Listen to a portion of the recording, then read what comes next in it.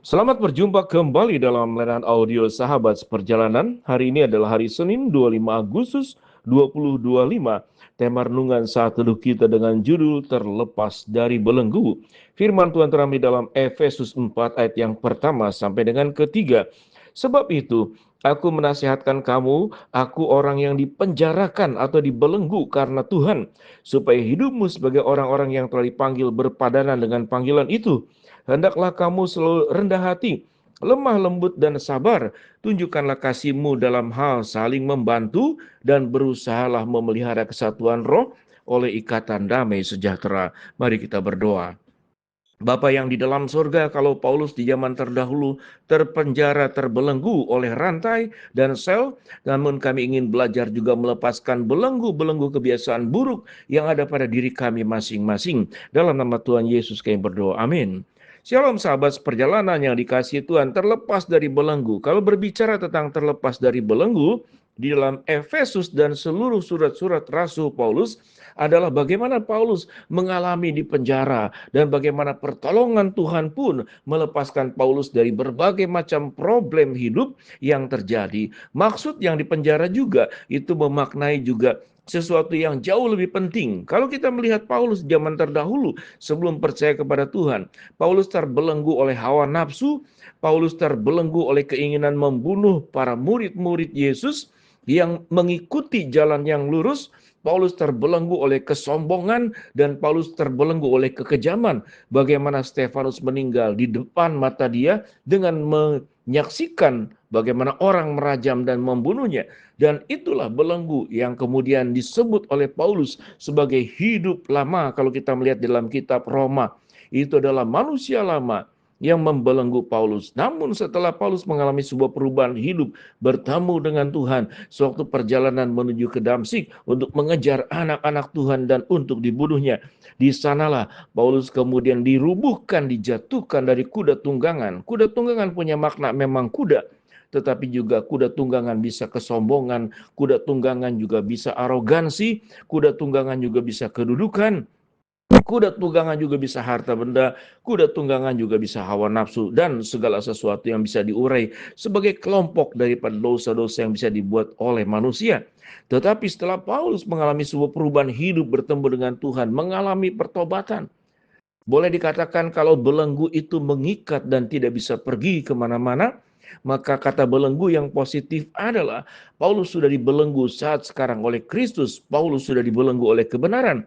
Paulus sudah dibelenggu oleh kasih yang diajarkan oleh dirinya sendiri yang berasal dari Allah yang mengasihi dia. Yang kemudian itulah yang membuat Paulus menjalankan seluruh kehidupan sampai kepada meninggalnya, bagaimana berjalan bersama dengan Tuhan dan menjalankan segala perintah Tuhan. Itulah yang dimaksud dengan belenggu.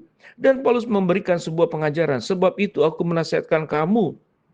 Aku orang yang dipenjarakan karena Tuhan, dibelenggu karena Tuhan. Kalau dulunya dibelenggu oleh hawa nafsu, namun sekarang dipenjarakan karena Tuhan, dibelenggu karena Tuhan, supaya hidupmu sebagai orang-orang yang telah dipanggil berpadanan dengan panggilan itu.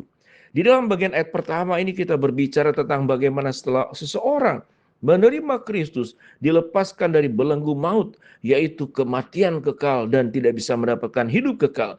Itu dijanjikan oleh Allah. Namun itu tidak cukup. Firman Tuhan berkata, setelah engkau diselamatkan, apa yang firman Tuhan inginkan? Engkau hidupmu berpadanan dengan panggilan itu. Bagaimana berpadanan? Berarti ada sebuah perubahan hidup, yaitu mengenakan manusia baru dan melepaskan manusia lama yang di dalam keberdosaan. Apa itu manusia baru? Ayat 2 sampai ayat yang selanjutnya. Hendaklah kamu rendah hati. Itulah ciri manusia baru. Dibelenggu oleh sebuah kebenaran. Orang menjadi rendah hati. Hendaklah engkau lemah lembut. Artinya jangan cepat marah, jangan cepat emosi. Dan sabar, tunjukkanlah kasihmu dalam hal saling membantu. Dan berusahalah memelihara kesatuan roh oleh ikatan damai sejahtera. Inilah yang sesungguhnya yang harus membelenggu kita. Sahabat seperjalanan, apa kebiasaan-kebiasaan buruk kita? Setiap kita seringkali dibelenggu oleh dosa, sebagaimana Paulus pun dibelenggu oleh dosa. Ada orang dibelenggu oleh konsumeris, selalu ingin belanja, punya uang, secara tidak bijaksana menggunakan, hanya berpikiran untuk kepentingan diri sendiri. Ada yang hedonis, yaitu hawa nafsu, ada yang materialis. Bagaimana saya bisa menjadi kaya, semakin kaya, tidak peduli orang lain. Sehingga sewaktu berkat-berkat Allah itu diberikan kepada dirinya, dia tidak pakai untuk kemuliaan Allah, tapi kepentingan buat diri sendiri. Sahabat seperjalanan, di dalam rumah tangga ada orang yang terbelenggu oleh merasa diri benar. Dia selalu mengkritik orang lain, menyalahkan orang lain. Tetapi dirinya sendiri tatkala kemudian berbuat salah tidak pernah meminta maaf. Apalagi mengakui kesalahannya. Jadi artinya orang ini sudah terbelenggu oleh sebuah dosa, merasa diri benar, merasa diri paling baik. Ada orang yang terbelenggu oleh kekhawatiran, ketakutan, tidak beriman, tidak percaya. Setiap ada persoalan sedikit saja dia sudah gelisah, sudah takut, sudah bimbang, seakan-akan Allah tidak ada di dalam hidupnya. Jadi ada orang yang dibelenggu oleh kekhawatiran, ada orang yang dibelenggu oleh ketakutan, ada orang yang dibelenggu oleh kesombongan, ada orang yang dibelenggu oleh hawa nafsu, ada orang yang dibelenggu suka berbelanja yang tidak penting. Ada orang yang juga dibelenggu oleh kebiasaan-kebiasaan buruk lain, yaitu pemarah, mudah emosi, mudah kemudian menyerang orang lain, bergosip. Itu adalah belenggu-belenggu dosa. Dengan seluruh uraian di atas, maka sahabat seperjalanan, sadarilah kita bahwa kita harus menjadi anak-anak Tuhan yang dibelenggu hanya oleh kebenaran, yang dibelenggu oleh karakter-karakter Kristus. Sebagaimana yang ditulis di sini, engkau dibelenggu oleh sikap rendah hati, engkau dibelenggu oleh lemah lembut, engkau dibelenggu oleh kesabaran, engkau dibelenggu oleh kasih yang saling membantu, dan engkau dibelenggu oleh kesatuan roh dan ikatan damai sejahtera. Makna belenggu di dalam manusia baru adalah berarti keterikatan yang tidak pernah terlepas. Dan biarlah kita berjuang untuk membuang segala kebiasaan-kebiasaan buruk. Sehingga firman Tuhan katakan, setelah engkau percaya kepada Tuhan, engkau berpadanan dengan panggilan itu. Engkau berpadanan dengan panggilan itu.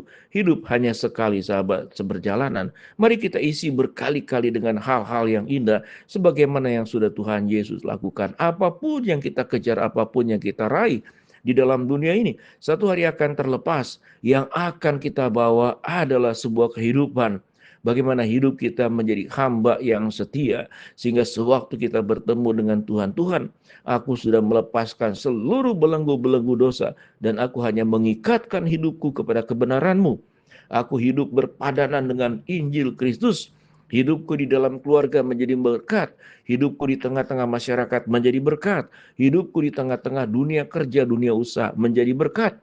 Hidupku di lingkungan tetangga juga menjadi berkat. Karena setiap kita masing-masing dibelenggu oleh kebenaran, diikat oleh kebenaran, bukan oleh dosa. Menjadi orang yang lemah lembut, menjadi orang yang pandai mendengar, bukan berbicara terus.